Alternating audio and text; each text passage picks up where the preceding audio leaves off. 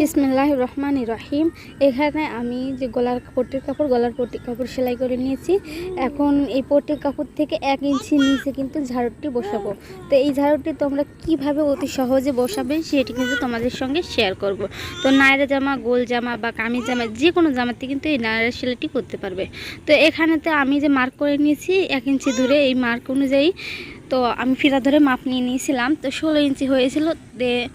এখন এই ঝরকার কাপড়টা নিতে হবে 32 ইঞ্চি।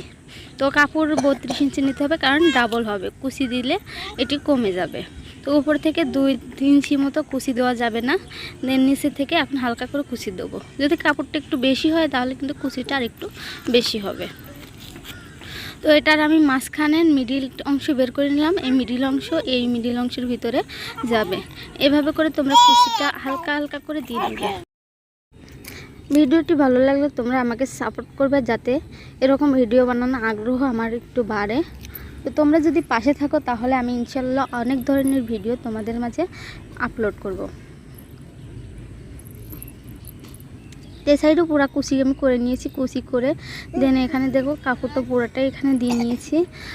আর এই ঝাড়ুটির নিচের কাপড় কিন্তু আমি সেলাই করে নিয়েছিলাম, যে নিচের সাইডটা সেলাই করে নিয়েছিলাম এবং 2 কোণাতে সেলাইটা করে নিয়েছিলাম। তো এখন এইভাবে লেস নিয়েছি। এই লেসটি এই যে আমরা কাপড় নিয়েছি কাপড় কাটা, এই কাপড় কাটাটা ঢেকে নেব।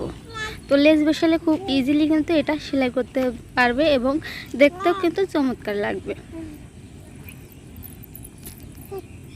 তো এখন লেজের উপরে আরেকটি সেলাই বসিয়ে দেবো, যাতে করে লেসটি সুন্দরভাবে বসে থাকে। তো দেখো কত সুন্দর হয়েছে এই ঝাড়ুটি।